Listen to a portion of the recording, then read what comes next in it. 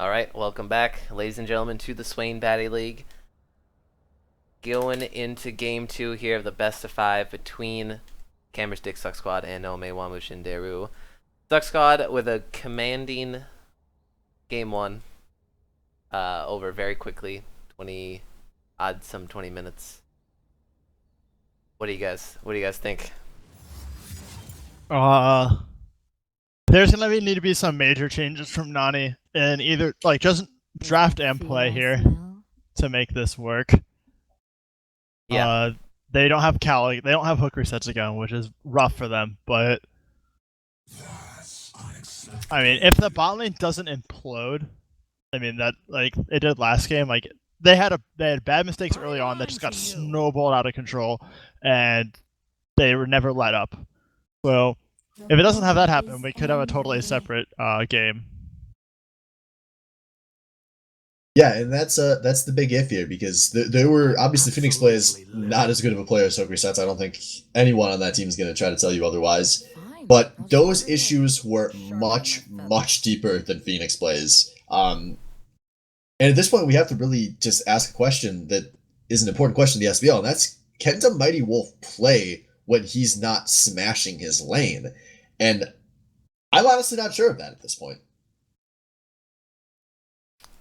Yeah, I mean, the first game did not give us any reason or confidence to believe that to be the case, but some things never change. What? What? I have to assume that Cal just showed up because that was Phoenix Blaze leaving the lobby, but no, he's being re-added, so I don't know. Maybe a good old-fashioned misclick. It was a good old-fashioned misclick. Alright, well, I mean, you know, same bands,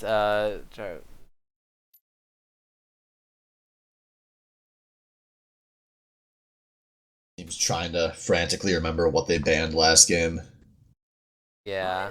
I do remember the blue side, it was Twitch, Vlad, and Katarina. And then on the red side, yeah, Zaya, Vel'Koz. Someone else. I forget who that third ban is on the red side, but surely one of them remember. But in the Jarvan pick was locked in, folks. So that, well, I was gonna say, rudely interrupted. What some things never change, and the Nani picking Jarvan for Devout Milk is something that never changes. I'm absolutely livid. Yeah, I mean, that's what he do. That's what he do. Yeah. He's been playing Jarvan. He's playing lots of Jarvan. That's unexpected. Yep, and there it is. Yeah, so that last ban was, I guess, Orianna, Zaya, Vel'Koz from the SUCC Squad. So not allowing Blab to have some of those tools he's found so much success on, and then obviously not wanting Mighty Wolf to first pick that Zaya over. Yeah, I really like that. We saw how much Zaya can do when she gets ahead, and she's just an all-around safe, powerful champion.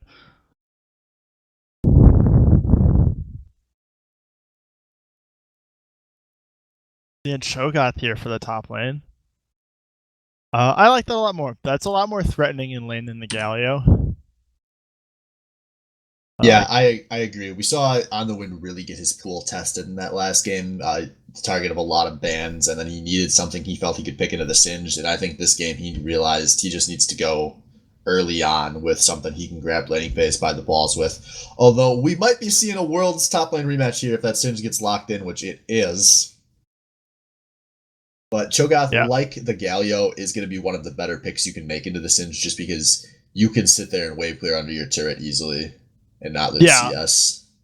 Yeah, I like this a lot more than the Galio as well, just because it has more kill pressure. Yeah, and the double just being able to knock-up. true damage and the knock up. You have CC, Galio has he can be a little rough trying to get kills in the top lane, just because of the fact that his opponents aren't as squishy. Right, yeah, and we've entered ban phase 2. Tristana off the board for both AD carries. And Ziggs not seeing another pick this time around. I mean, odd ban, I'd say, just because they. I don't agree. I think that's actually a really smart ban. I'm confused what they're going to even ban now. Settling for the karma. So they take out not just the big three, but the big four of the Renai circulation picks. And this is a guy who, for years and years and years, when we don't see him on one of those big three, the Oriana, Valkaz, Ziggs, normally we see his play drop down a pretty big step. And also, he's very consistently, for years and years, gone to that karma as the backup, which will not be an option. So this is not going to be an easy game for Renai circulation. No, I'm curious on what he's going to select. I could really see liked Talia that or turnaround. Syndra. Yeah, I really liked that turnaround on the bans there. Meanwhile, we kind of have something similar going towards Camera here. You have the Tristana, the Sivir, the Twitch band, and they picked Caitlyn.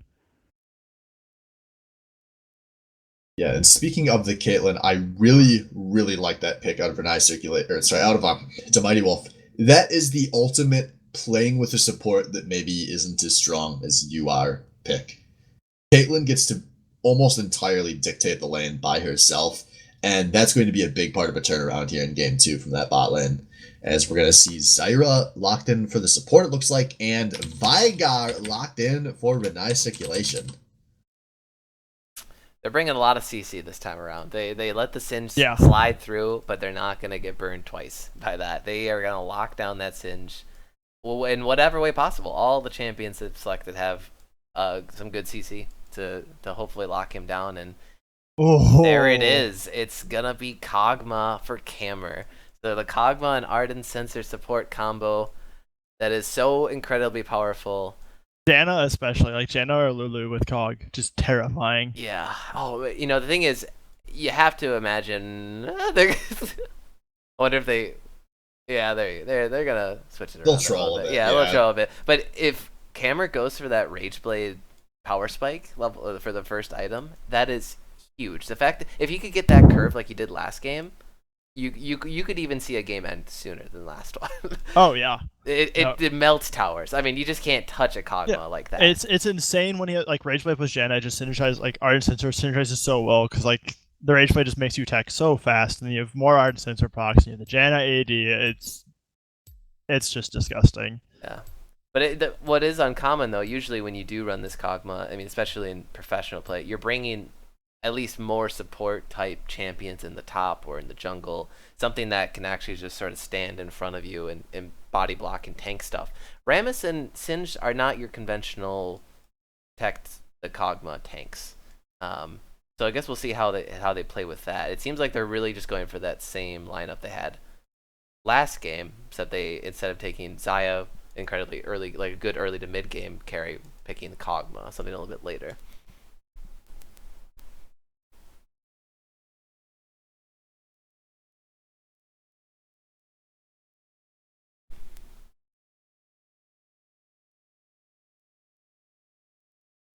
So what are you guys' thoughts with how these teams are going to line up this last game? I remember we were talking about like there was some situation where if they didn't get ahead, they were going to need a snowball and like get flanks. Like it was going to be difficult, but obviously they did just snowball and they rolled over them like we said that might happen.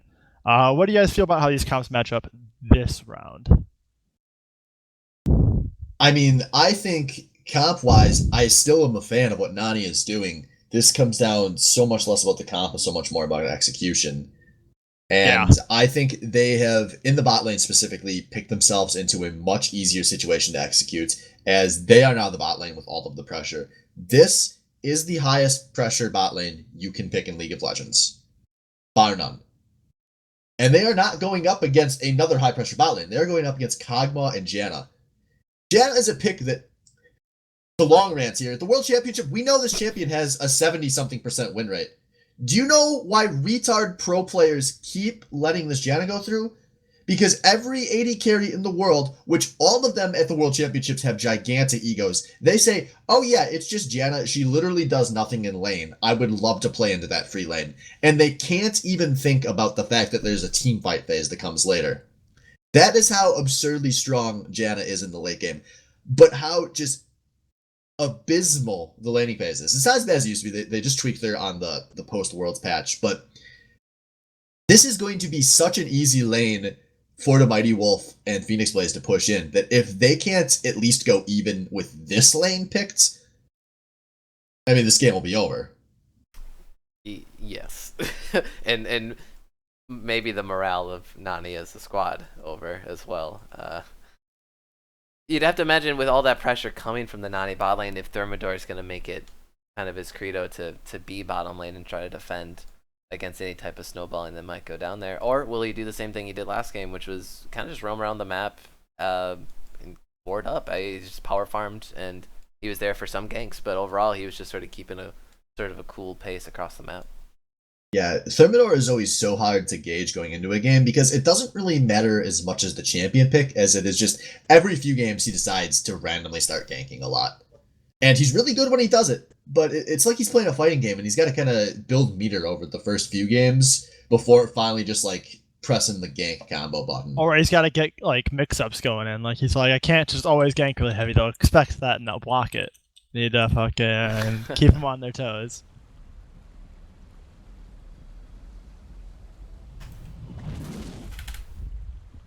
You know, you guys excited for that League of Legends fighting game? Coming out Never of Never. Yeah, that one. Okay, yeah. No, Sure. I thought they were launching it with the card game. Oh yeah, I'm sure. Yeah. The card-based fighting game? That sounds like something Riot could do. Has it been done before? I don't know. I don't know if it has. Listen, Riot's already revolutionized the genre of microtransactions once. I'm sure they can find a way to do it again. Oh god. Blizzard and Valve take notes. All three of those companies have like pushed microtransactions in some way or another, and then other companies have just fucking turned them into an abomination. Thing is, though, I bought it for all three. Ah, who's the loser now? You are 30, but you not are. as bad It's as not. Tunani in that last game. You do have that to hold on to. Yeah. So, looking into this game too here, I know we were talking about the bot lane starts last game. We do have Cameron going for the Relic Shields, so that in this matchup doesn't surprise me as much. I think even Cameron knows there should be no conceivable way he's going to win this lane. Yeah. So he's just gonna farm it out, use those Relic Shield procs to stay nice and topped off. And on the other side of the coin, Mighty Wolf with the Dorn's Blade start once again makes sense with Caitlyn. Yes, you have to take that start with Caitlyn. Even at Worlds, when we're seeing the Caitlyn pick, it is a Doran's Blade every time because you are making that pick to smash a laning phase. Yeah, that is your entire goal. And then, if you don't smash the laning phase, you're stalling out to 40 minutes when Caitlyn becomes strong in teamfights with their range. But I'm not expecting any sneaky 1700 DPM this game.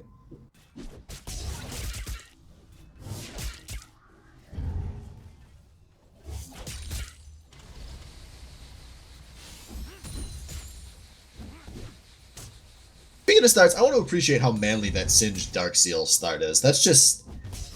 That's how I want my Singed to be played, you know? I mean, that's how a lot of Singes do play. Is Impact though? He's a little more conservative start. Yeah, I know that was his first buy with Dark Seal, and not first buy. Flash already out from Cammer though with the once again level 2 gank from Devout Milk. This guy does that every game. Yeah, he always level 2. Like, he's very aggressive at the beginning of the game. He wants to get his team that first blood. And that one That's was very effective. Yeah, that one was real good. For what it's worth, that was a flash trade there. As it looks like Phoenix Blaze flashed maybe before the camera cut down there. Oh, you're right. So it's going to be a win. The camera flash is going to be a little more valuable, but it's still, that did not look like it was a very well coordinated play out of Team Nami, to be honest. We did see Caitlyn was pretty far behind where the action was going down. And so they got the flash, but they weren't able to actually get any damage down on the camera in the process. But that does give us a lane to keep our eyes on in the next 5 minutes. Yeah, a repeat ganks there. Very good. I mean, Kog'Maw mobile carry now has no flash. Definitely it would be somewhere I would be looking to find a kill. Yeah, and Freg pushing in this wave up top on the wind, trying to stand his ground under his tower. It allows Thermidor to pick up the scuttle on the top side here. Melk's up here too, just finishing his second buff. Seemed like there could have been a lot of action up top, but Melk maybe gonna meet Freg in the river here, but nothing's gonna come of that. Yeah, catches him dropping the ward, and that's the end of that. Oh, Death Reaper once again though. Another just you know, I guess a sizable CS lead, right? 10 or so. So far. I mean, you could probably expect that with the Corki early game here. Oh, flash knockup with the flash on top. Melk carries over the knockup to Freg and secures that kill, even through the ghost. Meanwhile, Thermidor backside of Phoenix Blaze, no flash for him, and he goes down. And Mighty Wolf walks out with the health pot ticking. Uh-oh. Spaghetti. Just... It's Rammus, dog. He can do that. He comes in fast. You think you're safe in the lane, and suddenly you're not. And this... Everything that we were saying that could go good for this bot lane for Wolf and Phoenix Blaze is now going badly because Cammer has gotten a kill before 5 minutes. Yeah, that's not a good look. On the positive end, you got a kill on Freg, Yeah. so the Singe is set behind now, so he's not real terror. There we go, Devout Milk. He does not still have red buff, but I'm not sure if he's going to need it. Although he does force Wolf back a bit, it's not going to be enough. The Caitlyn going to get a return kill there. Is the Kagamo passive not enough to finish anybody off? Very interesting decision there by Cameron. I think he had the out, just walks away, but he stands his ground. I think he was thinking, there's no way Melk's gonna just auto me here, right? he just stands and dies from Mighty Wolf auto attacks. Interesting, but Develop Milk once again with the gank heavy style, sitting at the 4 DS mark, but surely Milk gold being up ahead, 200 so gold. Yeah, Milk having a much more effective game playing his style this time around. And that was a gigantic kill in the bot lane. I really did not want to see the Mighty Wolf have to play this laning phase from behind again. And in this matchup, it just really could have been such a tilt factor. But he's going to equalize things, so he's back to neutral. Not the perfect place to be, but a much better place to be.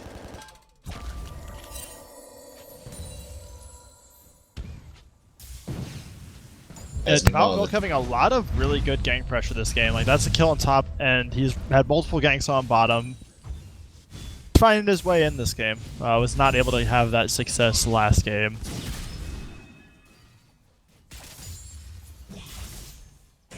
Speaking of items, Frag with the second Dark Seal in the top lane. Two unique passives. But that's okay. Those base stats are pretty good. 25% healing from potions. Nothing. Yeah, the to healing scoff at. stacks is the thing. Yeah, that's pretty big. So when he gets the corrupting potion, or if he does, I mean, if not refillable potion, does just get 50% more healing on the health and the mana. That's kind of the big reason why. Like, Singe is a champion. I don't know if that's what people are doing currently in competitive, but he has traditionally done double Dark Seal. And for what it's worth, I don't know if Singe has what he's doing currently in competitive, because I think those 2 impact picks might be the extent of his comeback. Yeah. Hey. Oh, As with the long range snare gonna hit on the camera, but ooh, Wolf, that dude couldn't move. You can't miss those cues. This is getting spicy in this bot lane. We're a few seconds away from 7 of the 8 summoners being up down here, so I actually wouldn't be surprised if we see something crazy happen just in the 2v2. Yeah, you can tell they're both playing very aggressively, trying to establish dominance over each other. Once again, just these two players, like these bot lanes, just butting heads non-stop. Yeah, Wolf's still waiting for that heal cooldown. Maybe we'd see some aggression from them once that comes up, though. Melk went over to the blue side, deep warded it up, comes mid lane, forces the Valkyrie out from Death Reaper. Ooh, man.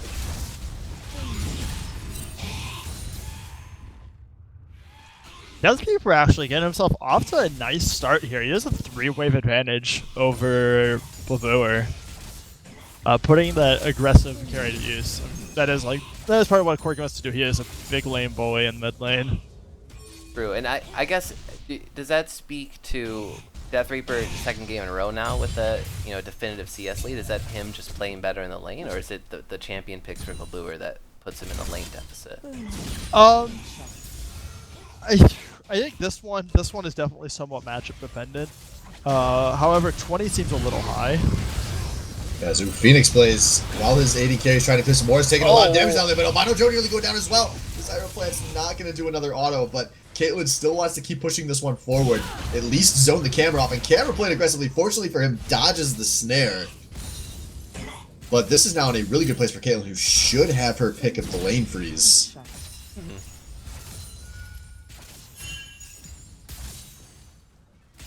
Yeah, and they're gonna camera, yeah, and Joe they're gonna opt for the recall now, and BF sword already for Mighty Will, so a significantly better start than last game. Something that I think he can definitely work with going into the mid game.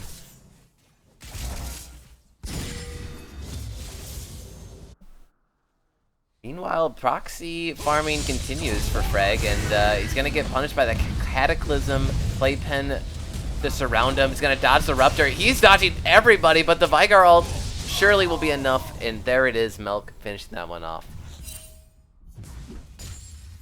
Yeah, big to actually get the punish on the Singe this game. He's 0-2 here at 10 minutes, which, Singe maybe more than any other champ in League of Legends can afford to start like that, but you would much rather have him at that, baseline level of play than the massive advantage he was at in the last game.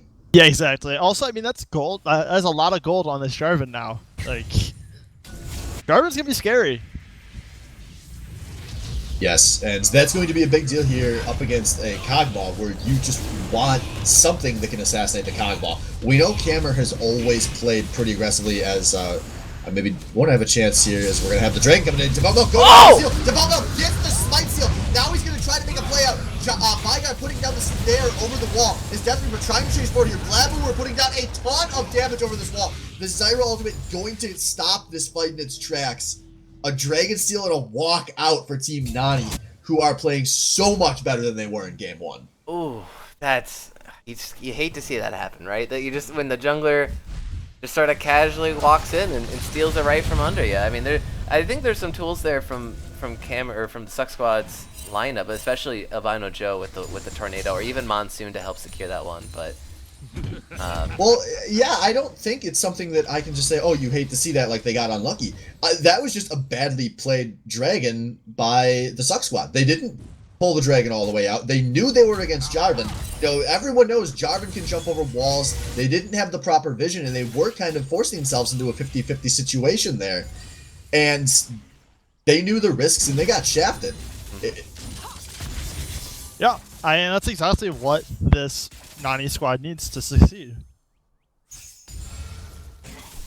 And I mean, at this point, we're 11 minutes and some change, and we've seen NANI take more of everything than they got all of the last game. I believe 3 kills is more than they had in the last game. Yes, it is. There were only 2 last match.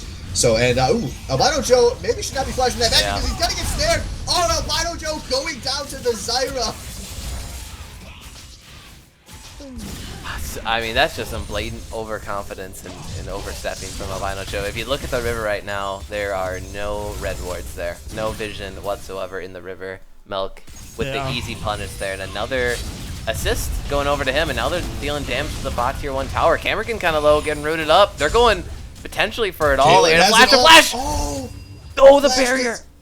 Yes, and there was not the mana there for Caitlyn to toss out the ace in the hole. As now, the Mighty Wolf actually has to play this very aggressively as this wave went down. No, he's trying to get the kill, and he's gonna get the camera, but he's gonna try, but it only goes over to the Corki. Did not let that one go over to the Kog'Maw. Meanwhile, the turret goes down to Milk and Phoenix plays. As it looks like Death Reaper wants to chase this one, but not gonna hit the rocket there. That was really greedy of Cameron. Like, Death Reaper had that kill cleaned up. For like all intents and purposes, the camera like walked back in and gave up the kill. Yeah, I mean it's always better just to not die there. Yeah. You don't need that extra gold when it costs you your death.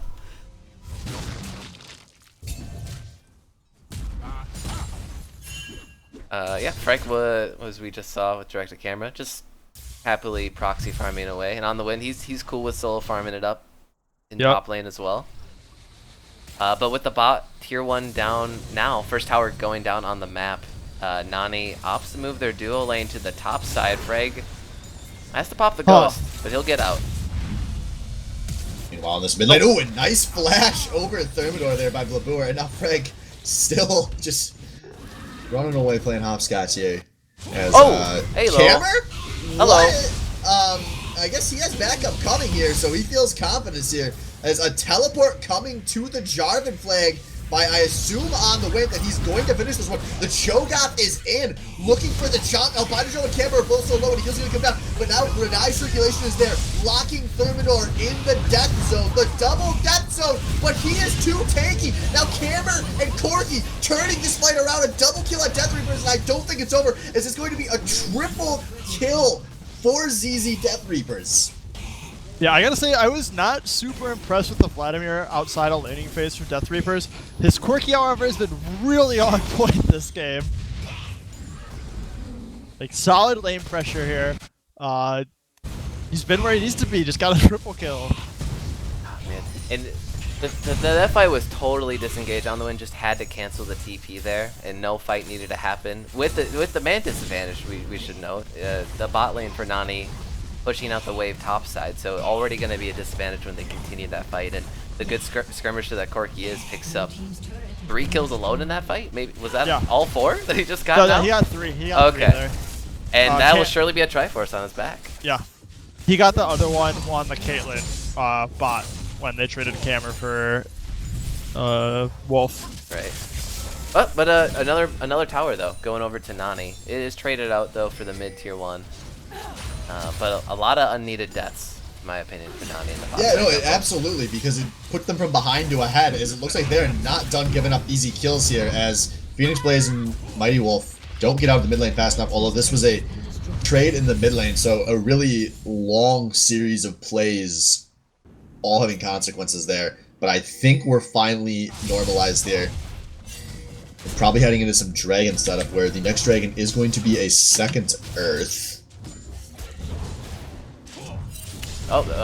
Very good potential for NANI to stack those. Their team could become very good at taking neutral objectives, especially a Sneaky Baron with Feast on the top. Death Reaper, he goes in for the 1v1 on Mighty Wolf. Valkyrie comes through, but Valkyrie's into his death! The Monsoon's not going to be able to save him at all, and really Joe just goes down trying to save his teammate, so 2 quick kills going over to NANI. Oh, Cammer's so close with the snipe there, but not quite enough damage. But man, that almost looked like such a bad play, although maybe we don't have a chance here. Is Cammer playing like a Cammer? He's got the red buff, so he's getting the slows onto the Jarvan here. He's only a few waddles away from taking out poor Devout Milk, but he will make it out. And now Vygar is in. I don't know if Cammer knows. Oh, Cammer, no! You have to run, little cockpaw! You were meant to do so much more with this gift of life! And I don't think this is done, because everyone on Team SUCC Squad is just willing to fight. Thermidor is going in. Death Reapers has shown back up. He teleported into this fight. Does not give a damn about the exhaust. Kill going down to the Rammus. Just funny. Camera actually got a level up from his dead body there. But I just never seen that happen. That's just funny. Yeah, both ults were expended to take out Camera there, and they didn't have anything to back him up when Thermidor and Death Reaper rotated in the bottom lane. And I mean, I don't know. These are like trade kills, right? But what does that do for your map control? What does that do for NANI's win condition? This is the fiesta that we were promised. Yeah. Well, in this game, I think in the next fight or two, we're going to really see the shot calling of these teams tested, because they're going to have to start playing with imperfect situations, not great knowledge, because they haven't been able to establish vision because they've been fighting so often. And we'll see what the teams can do, as I think we're going to have a full-fledged dragon fight here. There is no teleport on the Cho'Gath, so Onwin is on his way. But we do see Devout Milk is in the neighborhood, maybe just looking for a steal again, as he's going to flag a dragon there, but he does not get it this time.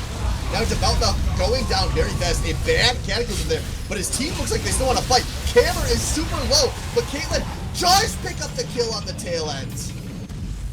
Ooh, Babur, he got a juicy value Vygar W, hitting both the carries on SUCC Squad. But Frag, he's coming in from the jungle flank. Gets locked up by the Vygar stun, and I don't know if SUCC Squad has a way in anymore, but they're going to keep going. They fling on the win back. The safety of the tier 2 might dissuade them. And they're out.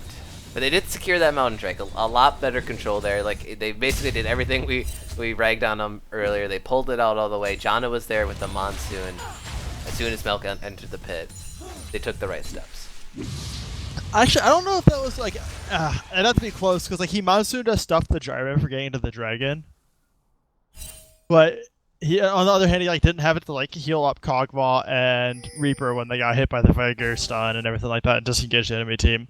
So it's kind of tough to tell exactly right there, but at the very least it was like a solid use of the channel. It wasn't totally wasted. Yeah, it wasn't perfect, but it wasn't atrocious like the last Dragon they attempted. Yeah, no, that was clean. Like the Dragon itself was really clean. Oh, Frank, you saw with not no mana. What can Sins do here? Well, he has drawn all 5 members of the opposing team up here, and he has nowhere to go but towards the tower, so he's going to go put a few shots down and then run. Going to get locked into the Cataclysm, and this should be an easy kill over to the Mighty Wolf, who is sitting pretty at 4-1-2.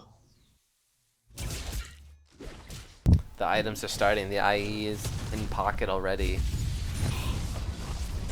But I mean, Cameron's technically like 10 or so gold above him.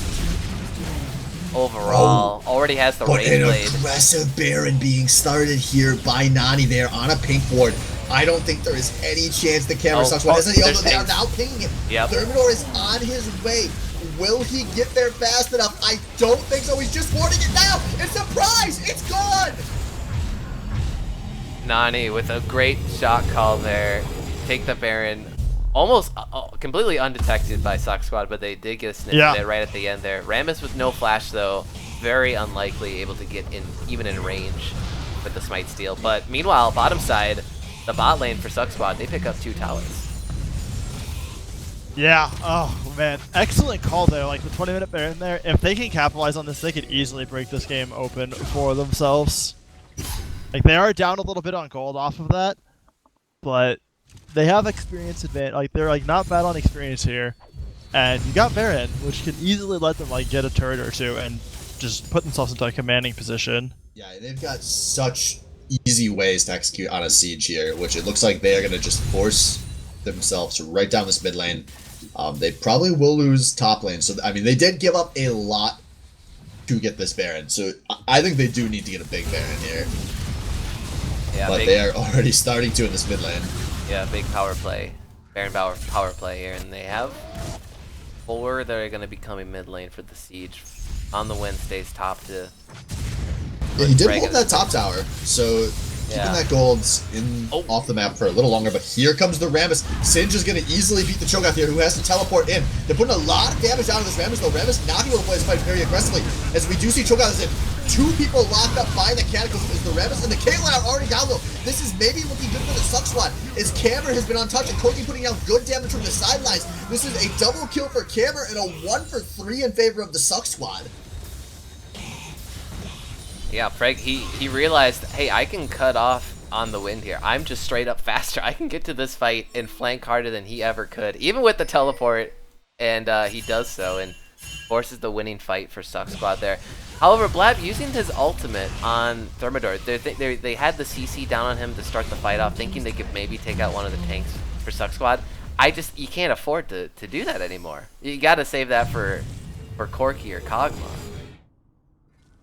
Yeah, both of those damage dealers are getting big, which, who's even bigger? I mean, I think Corki's definitely the, well, I don't know. Kog'Maw with Rage Blade and Hurricane's pretty They're both dangerous. You gotta just go for who you can take. Yeah.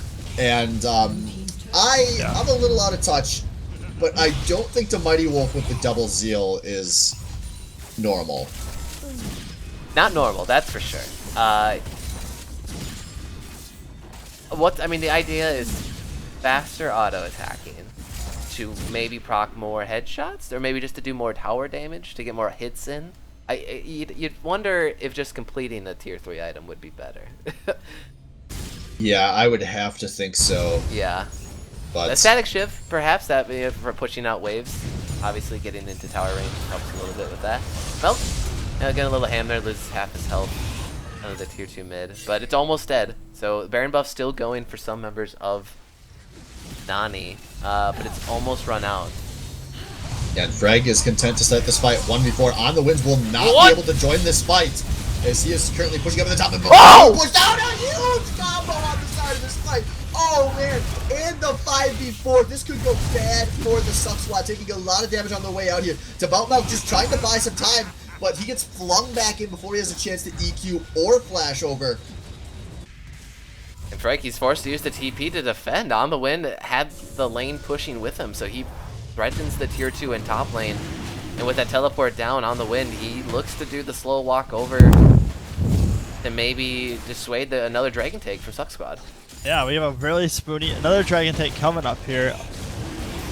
That Viger damage on fight though, that was like, that was real good. Like he needs more of that. Like if they get more plays like that, they could easily win some fights here.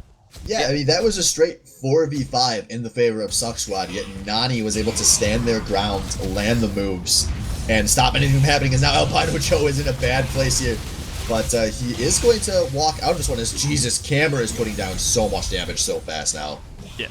Kog'Maw damage is just absolutely ridiculous at every stage of the game now. Like, once he gets Rage Blade, it's just ridiculous. It doesn't matter who you are, what you have built, he will still do an assload of damage to you.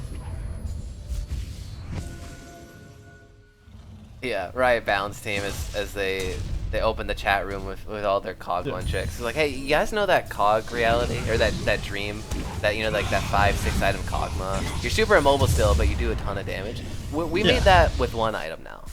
Yeah. In a support meta that encourages it. I was to say, it would be not nearly as bad, except like Ardent Sensor is what honestly like just breaks it open. Like Ardent Sensor being so powerful that all these protection supports and like just defensive meta champions are good right now. It just lets him be absolutely ridiculous. Joe getting locked up again by the roots. He has to flash out from the Zyra ult. Death Reaver though with the package jumps into the fight, but he gets blown up by Renai's circulation. He's the first one to go down in the fight, but it's returned back the other way. On the Wind goes down, but Mighty Wolf with red buff.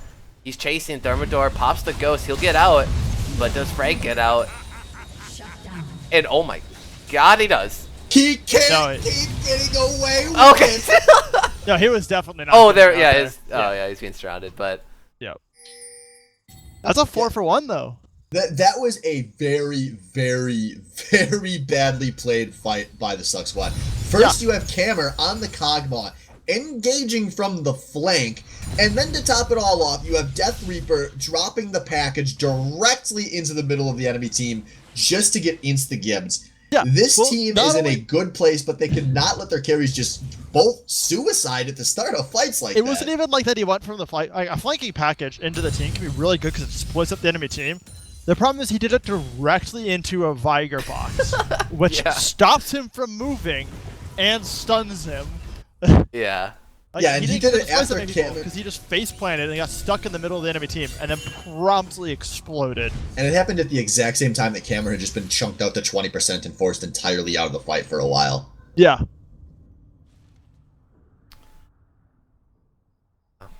As now we have a bit of a slowdown here. Now Wolf has completed items with both of aforementioned Zeals, so now he is in a much better place. 7-2 and 3 on this Caitlyn. I would say the start of the Caitlyn late game power spike. Yeah. I mean, the goal between these two carries has been so incredibly close. It's 200 or gold. Yeah, 200 less. 200 gold or less. Advantage going over to Mighty Wolf right now, but very close matchup between these two.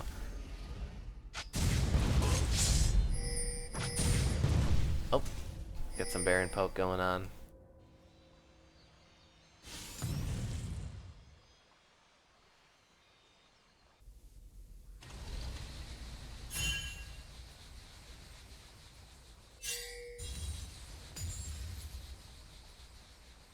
Tense. Yeah. This is an intense game. Like, SUCC squad's baiting pretty hard here. I like this play though. They're hard to get vision over here without walking straight into threat range, and the engage starts. Frag charging with his Bash Brother Thermidor as they go in. Zyra ult to disengage through the jungle choke. Renai Circulation and Mighty Wolf are on the backside of this fight, staying in the safe range of their team. Thermidor goes in and dies. Feast will chomp him down, but Melk, he's gonna get caught out. Reaper picking up that kill. Frag going deep, pulling the aggro for the SUCC squad, but can the carries get in range to do the damage? Oh, Greg, one hit away from death there, but he's gonna make it out. Is now Renai going for the flash forward, gets a nice box down, and there goes the cockball. Now Corky forced out of this fight as well, and they're trying so hard to chase. It's the flash forward from the choke, that's not gonna be enough to finish it off. They're flinging Wolf in, but Wolf is still putting out the TPS. Oh, this is so close to a disaster for the SUCC squad. They are blowing everything to disengage this fight. They were so close to killing off Renai before he could get that ult off, and that would have been a totally different fight. But his like super ballsy play ends up paying off. And now they're gonna set up for this mid lane siege, which is more of a just a tower take here. So there's only a few hundred health on that one, going down finally. Yeah, and now a very, very slight gold lead over to NANI. I think it might be the first of the game, if not. It's been a while. Just a small 1,000 gold lead on SUCC squad for the majority of this game, but this is still anyone's game. This is too close to call. Yeah, we've seen it in these fights. There are a lot of ways where both of these teams can win fights, and there's just it's all about the execution at this point. And Melk. Oh, Melk, no. Because one way to execute is to take the Baron, and getting caught in the Baron pit with your team's smite is no bueno. Yeah, this one. That's already a free Baron over to SUCC squad. I don't think there's anything they can do there, especially without the smite. But that's actually incorrect. If they could have aggressed into that pit faster, they did have Cho'Gath who can out-feast a smite, but a good job done zoning there by the members of the SUCC squad. They did not let On the Wind come anywhere near that pit. So now at 30 minutes, we see the second Baron of the game. Yeah, it's now going to be interesting to see if they can use the Baron a bit better than their opposing friends were able to. Last time they had a poor fight go off. But this game's still real close, still within less than 1,000 gold after that Baron gold. But a double ocean and a mountain for SUCC squad as they have the Baron buff, and now they get to decide what are the lane assignments here. 4 members going bot with that wave. Reg has TP, so we can expect him to see him on the other side of the map. No Baron buff for them, unfortunately, but he did his job sacrificing his body to secure the Baron. Yeah, it looks like he's gonna start prepping the waves, although it looks like his team, he can get so baited by those Ramesses, you don't know if they want to fight or not. Yeah. Yep, and now we see him going top to manage that wave. So, oh, I had to use that package. I mean, might as well use it. You got it. Yeah, you got it, yeah. So we now see Frag has prepped the waves in both of the side lanes. Now the question is, will they go for the 1-4, or is he going to teleport to join his team? As we do see recalls coming out. Interesting. Okay, I'm gonna strip that. This is bad. This is bad shot calling. You just took the Baron. You were just in your base. You just established the lane pressure. And now you're going to undo like 90 seconds of setup to recall when you were in base. Yeah, that's a minute ago. They effectively wasted half of their Baron here. So this is the short Baron power play. Yeah. Brought to you by the SUCC squad. And this is the thing we've seen on the SUCC squad. They don't always know what to do with the lead. Although now we see almost capitalized on their mistake. Although there wasn't enough damage there to take out Reg. As Thermidor really wanted to find this taunt on the Wolf, but he's not going to get it. But now Camera is here. Baron on this mid lane. Blab has to drop the box. That's a big cooldown on these sieges. Like, as long as Blab has the box, it is very scary for these AD carries to move up onto this tower. Yeah, the double ocean though will surely help that tank lane regen some of this. And there was some shredding put down from long range onto the Zyra and the Caitlyn there. Yeah, so I mean, Phoenix plays he's gonna have to fight with this amount of health. Every poke he takes, like I don't think he can afford to go back And if he does, it has to be timed really well with the wave.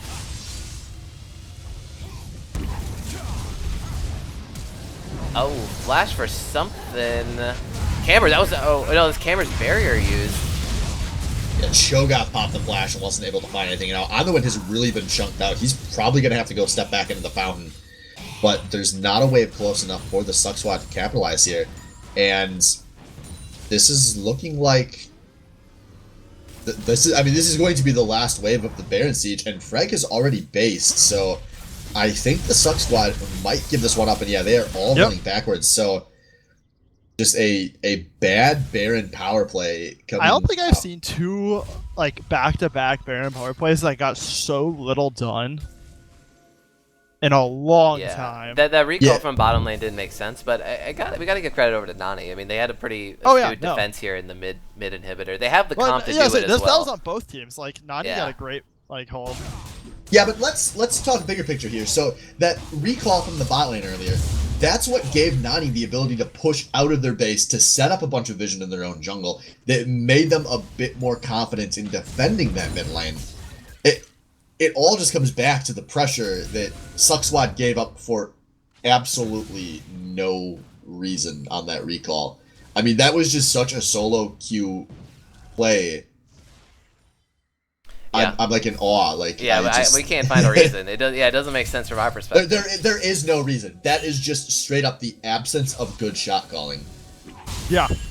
And this team has the skill, so we have to shit on them when they make these kind of mistakes, because that's the difference between this team being good and this team being great.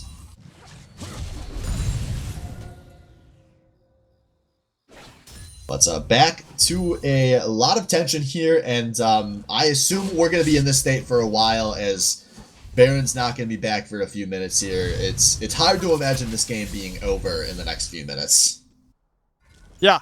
It really is, but like all it takes is one, like next Baron up, one team wins the fight, gets Baron, breaks the whole base open, game's done 4 minutes later, or 30 seconds later, even if it's like big enough win. Yeah, but we haven't seen either of these teams win a team fight decisively. No, really none of these fights. We've seen the one where the absolutely atrocious play from the SUCC squad caused them to get 4 for 1. Oh yeah, in the blue side jungle. On the blue side of the opposing team's jungle. Yeah. That is like the only and we saw them win a 3 for 1, but like other than that, none of these fights have been clean. Like they have been bloody brawls. Both these teams slamming into each other, trying to get as much done as they can. Yeah, and Kamer 6, 6, and 8 in the Skogma. He's got the double buffs now, and the Mercurial Scimitar cooldown is ready to be used. If you were to get caught by a Vigar or a Zyra root. Yeah, tensions are high. They're looking for this Drake. Oh, Elder Dragon, I should say. 36 minutes in. Both top laners have teleport. Actually, both mid laners have teleport too. I forgot to mention we're playing with the quadruple TP this game. Can't say the mid laners have been using it to such great effect in terms of flanking or getting down to fights. I assume they just use that a lot to get the lanes and push out. Yeah, no, Valkyrie forced out of the Corki there. These teams look like they want to fight for this Elder, but kind of half-assedly. They're just kind of dancing around. As we have to assume both of these top players, I don't think are going to be able to teleport in with how they're playing right now if a fight were to immediately break out. These guys are playing in each other's faces, and they will be looking for interrupts on TPs. As Corki has shown up in the mid lane, so this is kind of NANI's chance to start something, and they have pulled the dragon out. If they want to fight, they need to take it. And I think they need to be playing this with a little more gusto here. They see both of the mid lane, or both of the solo laners. They have a chance to try to force a play early as an interrupt on the recall there from Freg. This is singed. Being the BM, that is singed. Yeah. Yeah, but that small pause allowed Death Reaper with the package now to get in position. He uses it, goes onto the Mighty Wolf, but he's gonna get stunned up in the Vicar cage. He loses his life, but the Elder Dragon is secured by the Dixup squad. Kamer has to use his flash defensively. Thermidor looking for the pick on the Phoenix Blaze, and he does get it. He's gonna find it. Easy kill there over to Kamer, and that's going to be a big 1-for-1 as Death Reaper in 35 seconds will be able to teleport into whatever his team is doing, and that is one of the big siege defense tools down in the Zyra for the SUCC squad. As now we see Thermidor going all the way around the Octagon, gets the taunts onto the Vigon, and Sky Circulation goes out for only the 3rd time this game. This could be the base-breaking play here for Cammer's SUCC squad. On the win, wants to defend his team. He's going to chop Thermidor down, and that could not have tasted good, but it goes down nonetheless. And that could have been a game-saving flank there from On the Wind's teleport. Yeah, they pretty much needed to get in there. There was no defense for that inhibitor tower, so trying to pick off one of those low members there was the right call. But Frag, he'll take that teleport away from top lane and take the tower. Yeah. So actually, it's 4K gold lead now. This is something. Something sizable for a goal lead we've seen. I don't agree. I think at 39 minutes, that's the same as an even game, especially with how comparably both of these teams have scaling. I wouldn't say it's like an even game, but like it does not matter much. Right, but 4,000 is more than 100. But enough about that. Zyra getting ran down by Corki and Singed. Once again, we have a 5, evening up the odds for a moment, but Thermidor is coming up strong. We have the 5v4 here. Yeah, and this could turn into the Baron play, but Frank actually gonna look for the fight. Oh! Throws the Galen in! No, the Mighty Wolf had been playing so well, but that could be a monumental mistake, as now there is a double kill for Cammer. Only 2 members alive for Cammer's SUCC squad. Death Reaper teleported bot. He's gonna try and push this wave in. They want to break the base. They're choosing to try and break the base over the Baron here. Yeah, and now they are starting to back off. It looks like they are content to go for a 1-4 split here between Baron and the lane pressure. So that's going to be a tower taken while Death Reapers has drawn both of the surviving members away from the Baron pip. On the Win has to go for the play here to get a kill. But that is going to be Baron given up on the other side. Did he not have Valkyrie there? Like, He'd already used it. Yeah. I would say, because he had Flash. I don't know. Seemed odd to not. Well, we're 6-item builds for 80 carries here. Yeah. Cammer's got the GA though. That's an all task for Nani. That's a really big one here. Like, as he has 6 deaths. That is the most on his team, and if it wasn't for Development Milk, the most in the game. Yeah, he's having been the the extra target of life here many is- fights. Yeah, the GA is going to be very relevant here, especially against someone like Viger, who is so much of his damage is loaded into a single rotation. Right, you're kind of one and done in the short-term fight with Vigar. Yeah. So it'd be interesting to see what Blab uses that ultimate on. Is he gonna maybe go for Death Reaper, try to take him out of the fight early on, or will he even pop it on someone like Albino Joe if he gets rooted up? Yeah, I'm sure he's not going to be terribly picky about it. That all just does a ton of damage, and he'll hit whoever he can.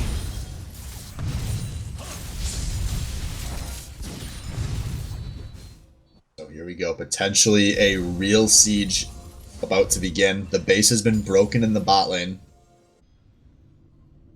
And this will most likely be the most important team fight of the game coming up. Yep. Looking for this open inhibitor. Traps are set up though for Mighty Wolf, so they're at least gonna make it a painful entrance into the base. No tower for defense. Ooh. So the Yeah. Baron wave is coming. And there we go. Maybe a smart play to split here as Thermidor wants to go push some. Yeah, you can see Keepers up the none mid. of them. There we go. I was saying none of them wanted to step onto the trap for fear of this happening. Yeah, damn, yeah. That's So you step on a trap, you lose half your health. Yeah, but Thermidor, he's in. He is in all the way. But Singe is already down. Does not do anything, but Thermidor is being chucked down as well. Thermidor is still alive though, and Camera gets a kill onto Development. But now we see, oh, Cyra gets picked from the side, and now Corky and Camera, they could be turning this fight. It looks so good for Team Nani. A flash forward from Albino Joe, and Camera is finding all of these kills in a fight like game saving. my. It's going to be game losing for Nani. Oh my god. I mean, okay, granted he had GA at the end there, but all of those shields, that's That was, yeah. I That's mean, it. they just turned that around though. Like that was a 3v5, and they just They picked played up it the slow win. and steady. Yeah. Yeah. Their 2 carries put out the damage they needed, and that gets them the win. And the tanks did such a good job that entire game of playing with all of their health. And once again, we see Team NANI thinking they could get the kill onto the Rammus, but that bought just enough time for Death Reapers and Cammer to destroy Team NANI. And they are now asking the tall order of, can we reverse sweep with our full lineup? I don't know. You'll have Yeah. to stay tuned as we'll take a short break and be right back with game number 3.